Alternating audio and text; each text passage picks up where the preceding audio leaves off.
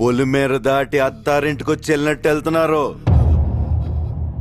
20 ఏళ్ళ నుంచి ఒక లెక్క, ఇప్పటి నుంచి ఒక లెక్క. ఆడి కొడుకొచ్చాడని చెప్పు.